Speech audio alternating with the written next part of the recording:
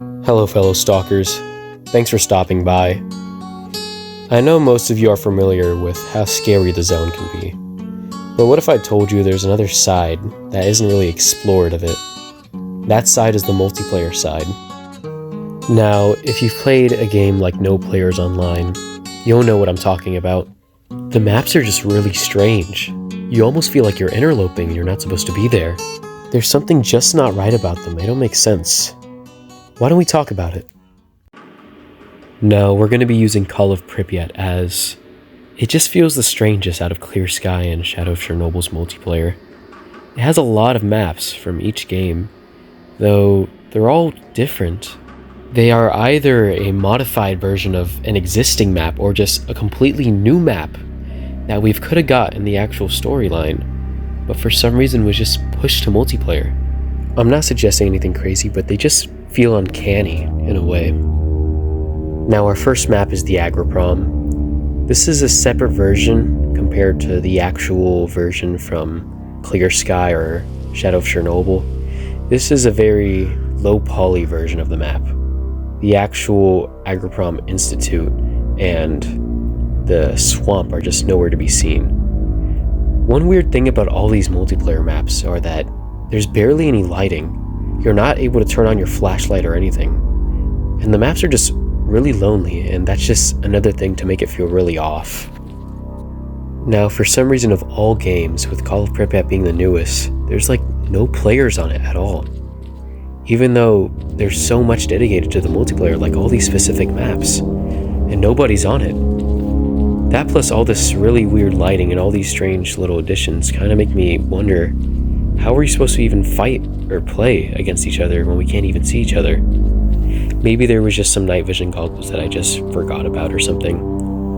Another weird thing to note is that these maps are modified in a way that makes them seem brand new, as if this takes place before Clear Sky and a lot of the map isn't destroyed. Another cool feature is that you can actually change the weather of each map. You can either change it to cloudy or rainy. They're both bugged though. Cloudy rains for some reason, and rainy doesn't have any actual raindrops. But there's one more form of weather. This one's honestly the creepiest.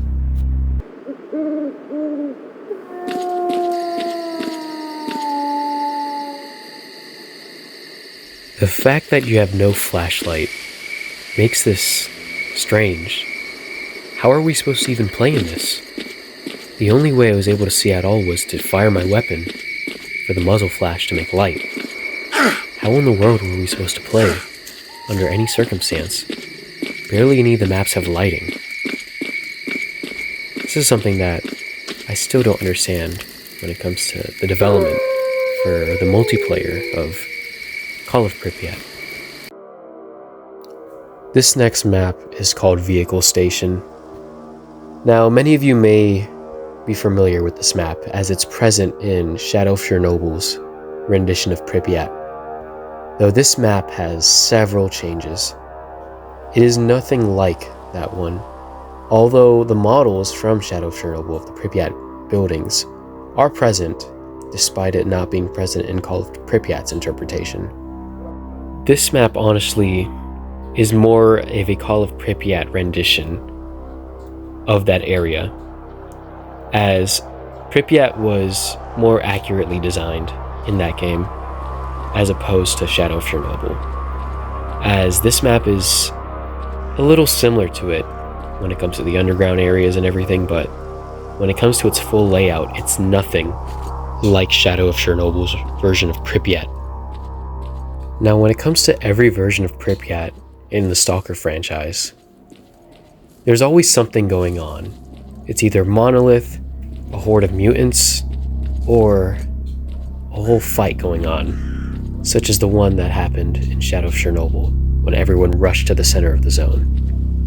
But playing in such a big map like this, with almost nothing to interact to other than armors just lying around, along with the really dark buildings that you're able to access, it just feels really odd. There were several times where I just felt like I was being watched in the darkness as I was firing my weapon blindly just to be able to see where to go in certain areas. Now, I turned my gamma and brightness all the way up just for the sake of the viewers to be able to see this, though. If you play this game with your gamma, low, everything like that, you'll see what I mean with how decrepit the game feels. It almost feels like you're just not supposed to be in this place, especially when you're not in a full lobby, as most of the game's multiplayer is dead.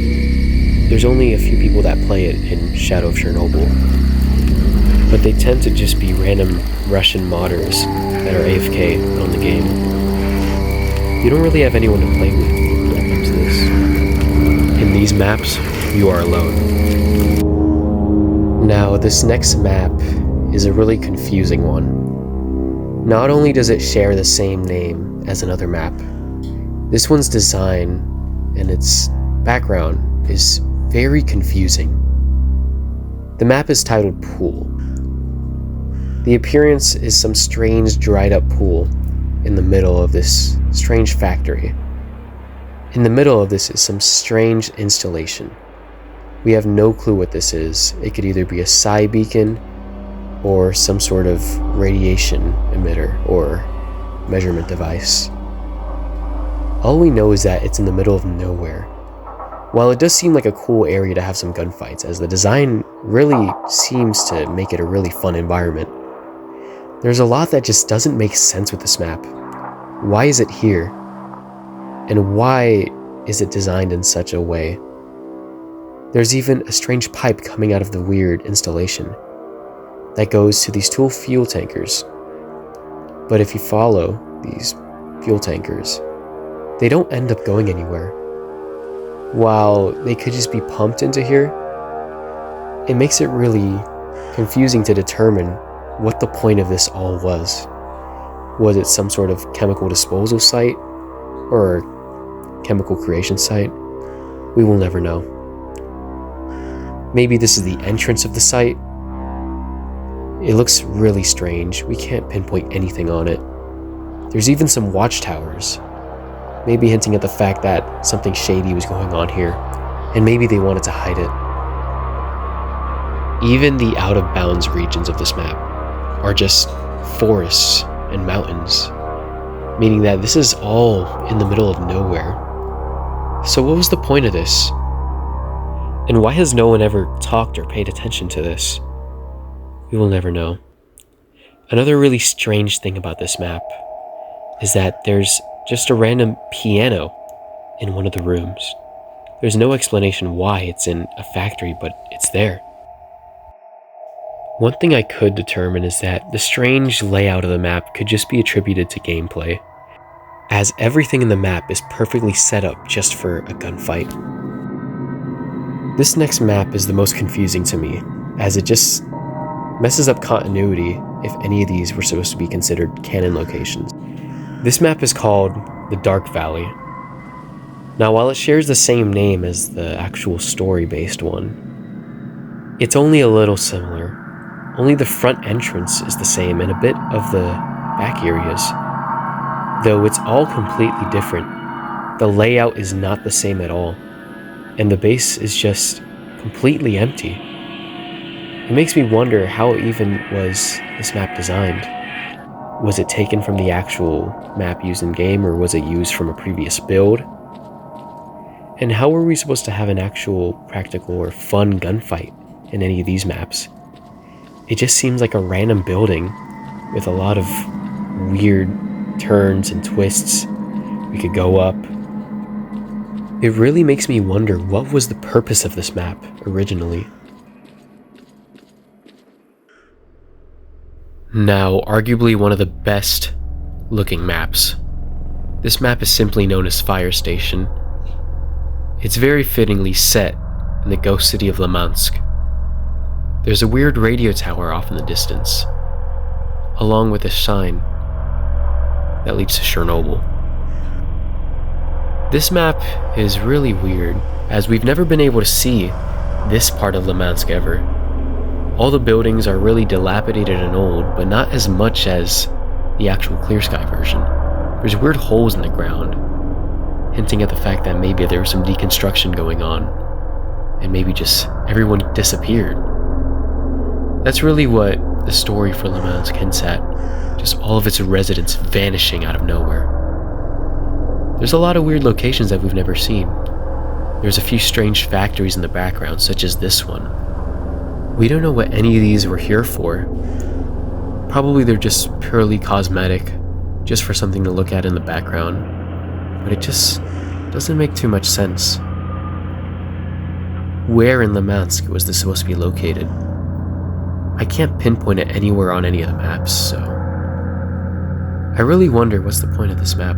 Even if you do try to pin it on a certain place on the PDA map, it doesn't make sense as there's too many turns and too much land to suggest that it's somewhere on the map.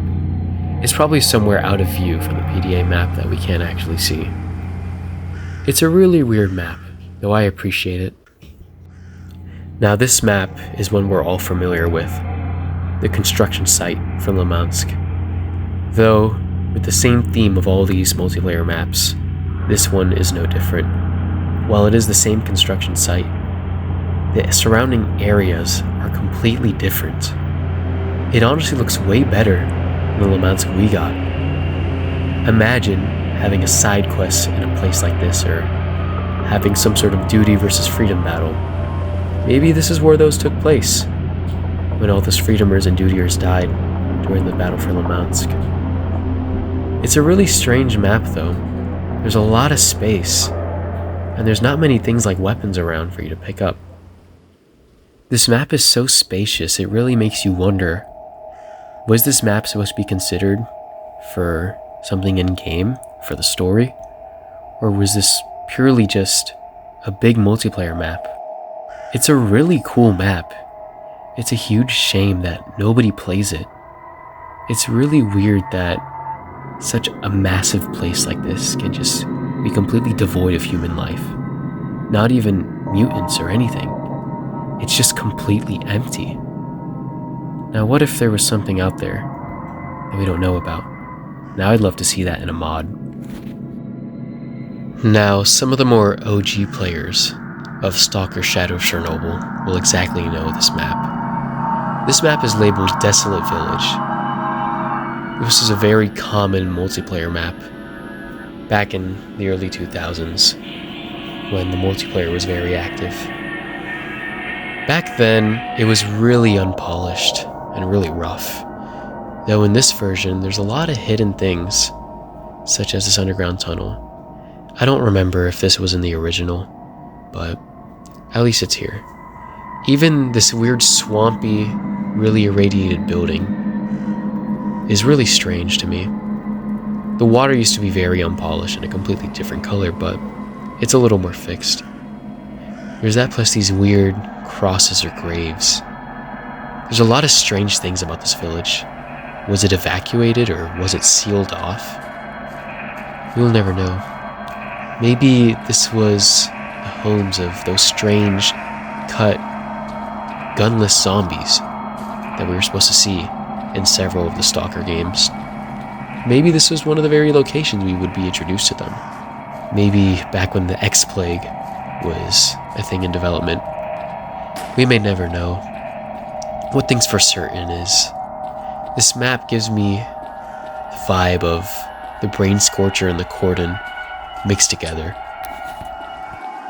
Now, this map is honestly one of my least favorites. I know this is one of the first few multiplayer maps ever developed, from what I remember. It's either that or a strange Yantar-like map. This map is also labeled Pool. It honestly gives me Gulag vibes, in a really cool way. Maybe that was supposed to be how this played out, but where this is honestly a bigger question to me than anything else. I don't see any exits or anything. There's this one door that's almost looks like a bunker door. And the interior is just really wide for no reason. All this for a tiny pool. It's all really strange. And if you're wondering, this is what the outside of the map looks like. Now, if you ever wondered what would Rosstock or the Wild Territory look like in Call of Pripyat's graphics, Here's your answer. Now, I remember the wild territory being, well, wild every time I played it. It feels really odd going into this map, knowing it's completely empty. That plus, Kruglog's helicopter is nowhere to be seen, hinting that this was even before Clear Sky. It all just kinda helps with the fact that you're not supposed to be in these maps.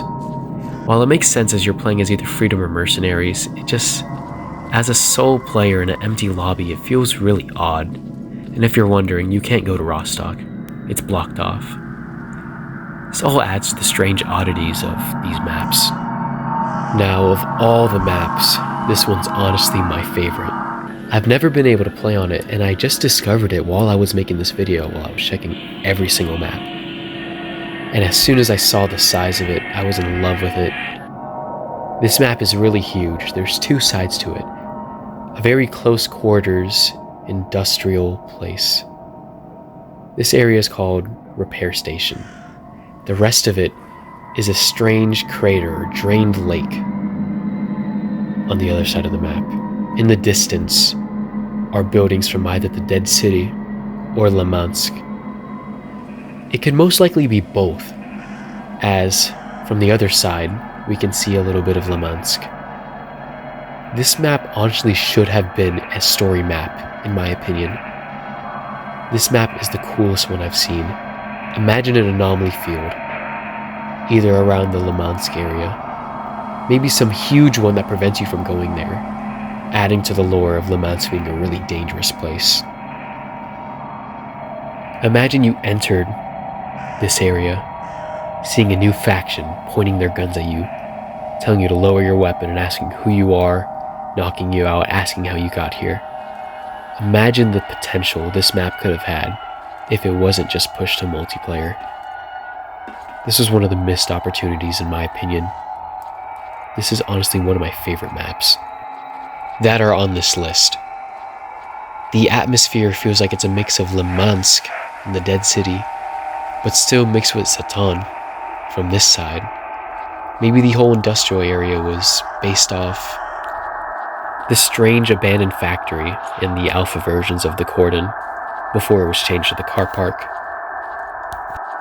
I honestly love that this map feels like it's really in the outskirts of some bigger city in the zone. It honestly still can be really creepy though with the right lighting.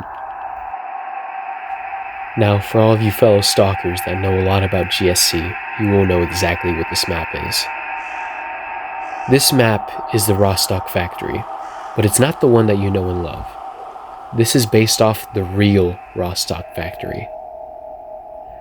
When Stalker Shadow of Chernobyl was being developed, Rosstock was simply known as the Great Metal Factory, and there was another one called Rosstock that was completely different. It was based off their actual game studios for a while, located in Kiev, actually named Rosstock. This map is by no means a one-to-one, but it is very similar to the real-life counterpart. There are several parts of it that just make me really wish I would love to explore this in the actual story.